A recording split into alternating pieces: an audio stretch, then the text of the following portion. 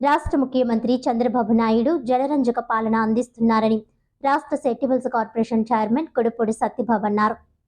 గురువారం రాజమహేంద్రవరం 3వ వార్డు రచ్చిబండ వద్ద టీడీపీ, జనసేన, బీజేపీ కూటమి ప్రభుత్వం ఏర్పడి ఏడాది అయిన సందర్భంగా విజయోత్సవ సంబరాలు నిర్వహించారు. ఈ సందర్భంగా కేక్ కట్ చేసి వార్డు ప్రజలకు పంపిణీ చేశారు. రాష్ట్ర సెట్టిబుల్స్ కార్పొరేషన్ చైర్మన్ కొడుపూడి సత్యబాబు మాట్లాడుతూ ఎన్డీఏ కూటమి అధికారంలోకి వచ్చి మొదటి సంవత్సరం పూర్తి అయిన సందర్భంగా విజయోత్సవ సంబరాలు నిర్వహిస్తున్నామని అన్నారు. ఆంధ్రప్రదేశ్లో ఉన్న మహిళలకు కూడా స్వీట్లు పంపించడం జరుగుతుందని తెలిపారు. గత ప్రభుత్వం 10 లక్షల కోట్లకు పైగా అప్పుతో రాష్ట్రాన్ని దివాలా తీయిస్తే ఆపద్బాంధవుడిలా వచ్చిన ముఖ్యమంత్రి చంద్రబాబు నాయుడు అప్పుల ఊబిలో ఉన్న రాష్ట్రాన్ని అభివృద్ధి వైపు తీసుకువెళుతూ అద్భుతంగా జనరంజక పాలన అందిస్తున్నారని అన్నారు.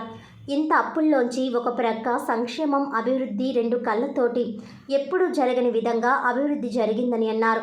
అలాగే అమరావతి అభివృద్ధికి 1500 కోట్ల రూపాయలు ఇవ్వడం జరిగిందని అన్నారు.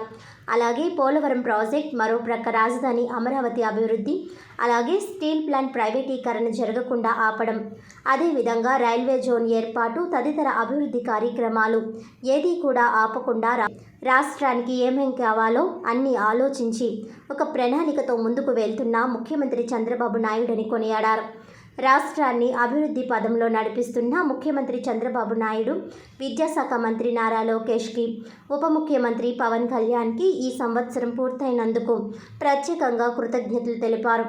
అలాగే ఈరోజు అందరికీ ప్రతి ఇంట్లో పండుగ అని అన్నారు.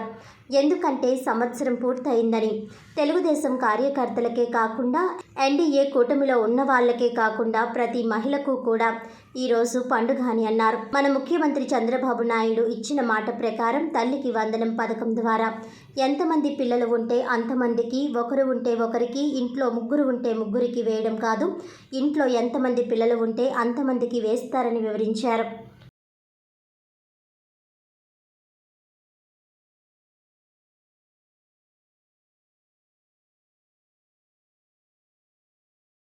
ఈరోజు ఎన్డీఏ కూటమి అధికారంలోకి వచ్చి మొదటి సంవత్సరం పూర్తయిన సందర్భంగా ప్రతి దిక్కున కూడా తెలుగుదేశం పార్టీ తరఫున, అలాగే ఎన్డీఏ కూటమి తరఫున కూడా అన్ని దిక్కున కూడా సంబరాలు జరుగుతున్నాయి. ఆ సంబరాల్లో భాగంగా ఈరోజు 3వ వార్డులో, స్థానిక 3వ వార్డులో కేక్ కట్ చేసి, అలాగే వార్డులో ఉన్న అందరు మహిళలకు కూడా స్వీట్లు పంపిణీ చేయడం జరుగుతుంది.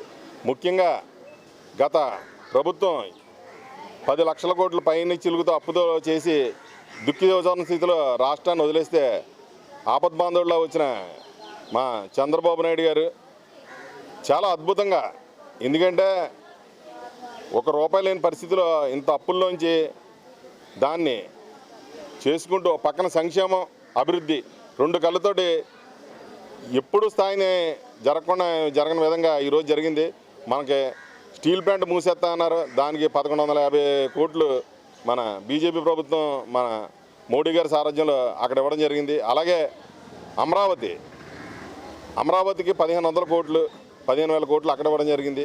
అలాగే పోలవరం, అంటే పోలవరం పక్క, అమరావతి పక్క, అలాగే స్టీల్ ప్లాంట్, అలాగే రైల్వే జోను, ఏది కూడా ఇది అవ్వకుండా రాష్ట్రానికి ఏమేం కావాలో అన్నీ ఆలోచించి ఒక ప్రణాళికతో ముందుకు వెళ్తున్న చంద్రబాబు నాయుడు గారికి, లోకేష్ గారికి, పవన్ కళ్యాణ్ గారికి ఈ సంవత్సరం పూర్తయినందుకు ప్రత్యేకంగా కృతజ్ఞతలు చెబుతున్నాం.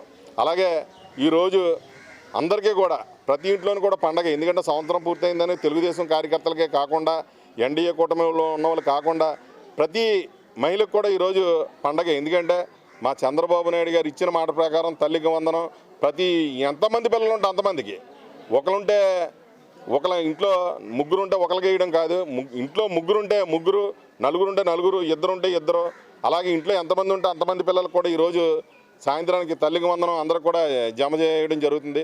ముఖ్యంగా మాకు నిజంగా అది పండగలాగా ఉంది. ఎందుకంటే చాలామంది ఈ మధ్యతరగతి కుటుంబీకులందరూ కూడా చాలా కష్టపడుతున్నారు.